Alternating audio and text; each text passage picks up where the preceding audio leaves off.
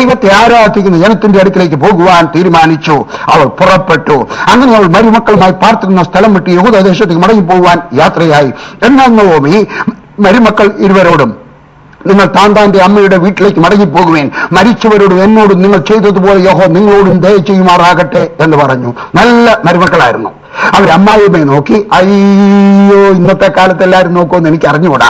നോക്കുന്നവരുണ്ട്, നോക്കാത്തവരുണ്ട്. അബദ്ധം പറ്റരുതോ? എന്റെ ശബ്ദം കേൾക്കുന്ന മരുമക്കളെ, എന്റെ ശബ്ദം കേൾക്കുക, എന്റെ ദൈവത്തിന്റെ വചനം കേൾക്കുക. നിങ്ങളുടെ അമ്മായിയമ്മയെ നോക്കണം. ഇന്ന് പല ആണുങ്ങളും പറയുന്നത്, എടീ നീ എന്റെ അമ്മയെ നോക്ക്, അവിടെ അമ്മയ്ക്ക് എന്തെങ്കിലും ഉണ്ടായാലോ, അത് നിന്റെ ചുമതല. എന്തുകൊണ്ട്? എവിടെ പറഞ്ഞിരിക്കുന്നു? ആര് പറഞ്ഞിരിക്കുന്നു? അല്ല, ഞാൻ നിങ്ങളൊക്കെ പറയുകയാണ്, പുരുഷന്മാരോട് പറയുകയാണ്, സ്ത്രീകളോട് പറയുകയാണ്, നിങ്ങളുടെ അമ്മായിമ്മമാരെ നോക്കണം. സമയത്തിന് ചോറ് കൊടുക്കണം, സമയത്തിന് എണ്ണ വാങ്ങിച്ചു കൊടുക്കണം, സമയത്തിന് അവരോട് സംസാരിക്കണം, അവരെയുമായിട്ടൊന്ന് അടക്കാൻ പോകണം.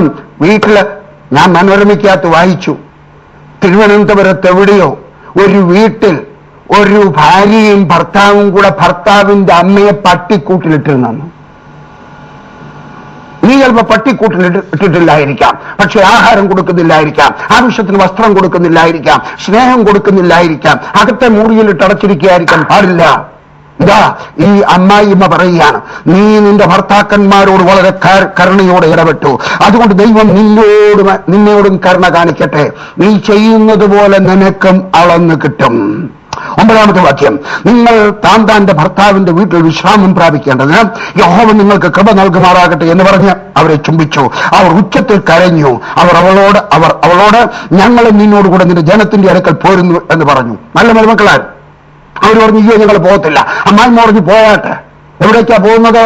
പാപത്തിന്റെ നാട്ടിലേക്ക്. എവിടേക്കാണ് പോകുന്നത്? ശാപത്തിന്റെ നാട്ടിലേക്ക്.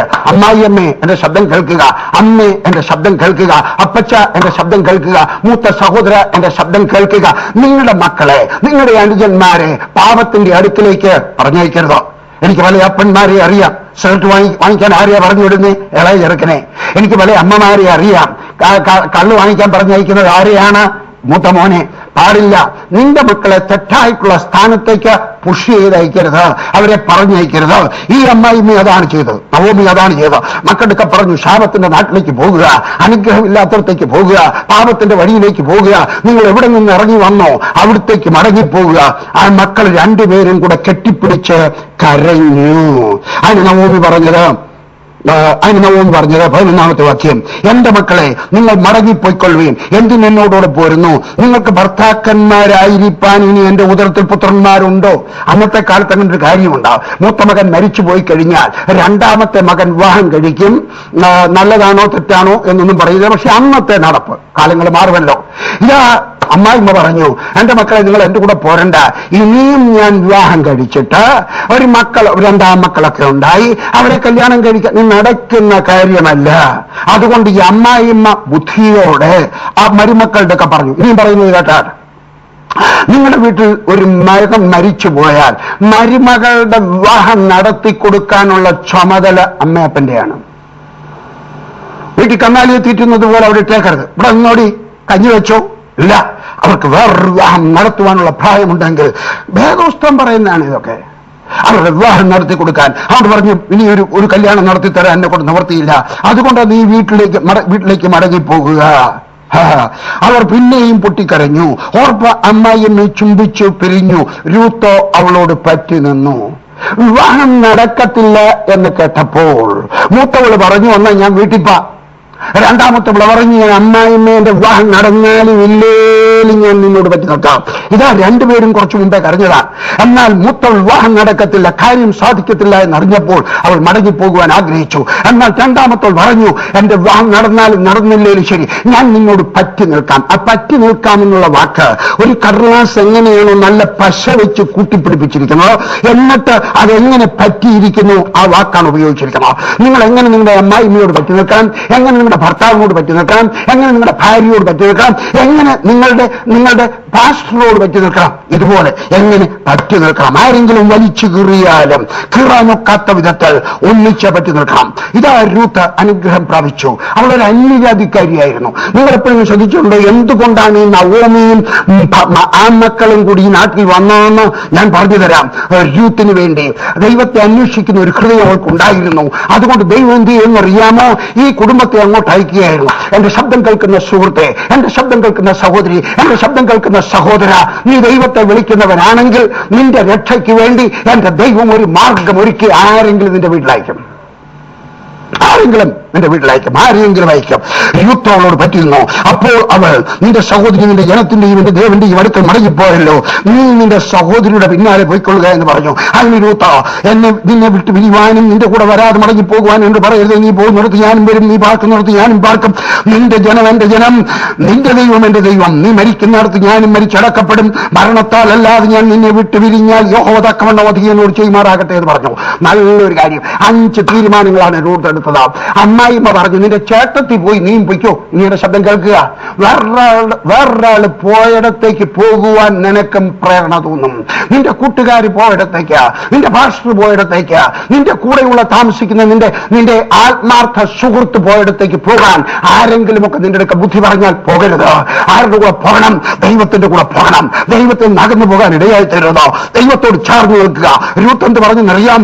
അമ്മായിമ്മ ആരെല്ലാം പറഞ്ഞാലും ഞാൻ നിന്നെ വിട്ടുപോകത്തില്ല. ഇന്നു മുതൽ നിന്റെ ദൈവം എന്റെ ദൈവം, ഇന്നു മുതൽ നിന്റെ ജനം എന്റെ ജനം. ഞാൻ നിങ്ങളുടെ ചോദിക്കുകയാണ്, എന്നെങ്കിലും ദൈവത്തോട് ഇതുപോലൊരു വാക്ക് പറഞ്ഞിട്ടുണ്ടോ? എന്റെ ദൈവമേ, നീ എന്റെ ദൈവമാണ്. ഈ 10 വർഷമായിട്ട് അവൾ സുവിശേഷം കേട്ടു. 10 വർഷമായിട്ട് അമ്മായിമ്മയിൽ നിന്നും ഈ ദൈവത്തെ പറ്റി മനസ്സിലായി. ഈ ദൈവം അനുഗ്രഹിക്കുന്നവനാണ്, അവൻ കണ്ണുനീർ തുടയ്ക്കുന്നവനാണ്, അവൻ ദുഃഖം മാറ്റുന്നവനാണ്, അവൻ വേദന മാറ്റുന്നവനാണ്. ഈ ദൈവത്തിന്റെ കൂടെ നടന്നാൽ എന്നെങ്കിലും അല്പം കഴിഞ്ഞാലും അവൻ എന്റെ പ്രാർത്ഥനയ്ക്ക് മറുപടി തരും. അതുകൊണ്ട് അവൾ പറഞ്ഞു, എന്റെ ജ്യേഷ്ഠത്തിൽ പോയെന്ന് വരാം, എന്തെല്ലാം നഷ്ടം വന്ന് ഇനി തിരിച്ചു പോകാൻ വലിയ പാടാണ്. അന്യനാട്ടിൽ പോയി താമസിക്കുന്ന വലിയ നാടാണ്. മാത്രമല്ല ബേത്ലഹേമിൽ ചെന്നാൽ മോവാബ്യ സ്ത്രീയായ അവളെ എല്ലാവരും പഴിചാരിയെന്ന് വരാം. പക്ഷെ അവൾ പറഞ്ഞു, വേദന സഹിച്ചാലും വേണ്ടിയില്ല, ഞാൻ മടങ്ങി വരാൻ ആഗ്രഹിക്കുകയാണ്. എന്നെ ആരെല്ലാം തടഞ്ഞാലും ഞാൻ ബേത്ലഹേമിലേക്ക് മടങ്ങിപ്പോകും. ഈ ദൈവം എന്റെ ദൈവം. ഞാൻ നിങ്ങളൊക്കെ പറയുകയാണ്, ഇന്ന് നിങ്ങൾ ദൈവത്തോട് ഉടമ്പടി ചെയ്യാമോ? ഈ ദൈവം എന്റെ ദൈവം.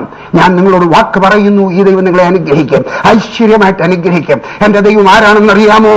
തന്റെ പിന്നാലെ ഇറങ്ങിത്തിരിക്കുന്ന മോവാബിലെ ശപിക്കപ്പെട്ട, തെറ്റ് ചെയ്ത, പാപം ചെയ്ത, ദുർനടപ്പുകാരിയായ, ദൈവത്തെ അറിയാതെ ജീവിച്ചതായിട്ടുള്ള രൂത്ത്മാരെ അനുഗ്രഹിക്കുന്നവനായ ദൈവം.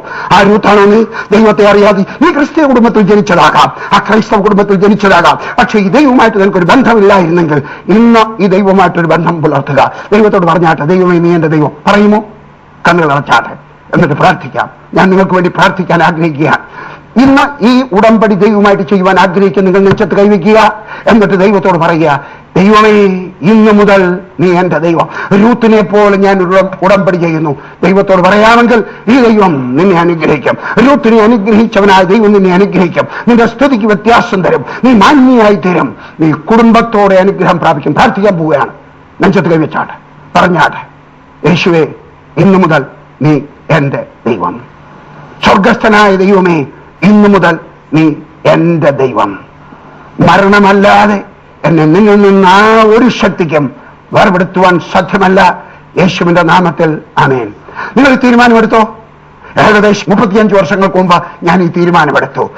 അവൻ എന്റെ കൈക്ക് പിടിച്ച് ഇന്ന് വരെ നടത്തുന്നു. ഈ ദൈവം നിങ്ങളെയും വഴി നടത്തും. കർത്താവ് നിങ്ങളെ അനുഗ്രഹിക്കട്ടെ. കർത്താവിനോട് ചേർന്ന് നടക്കുക. ഈ ദൈവം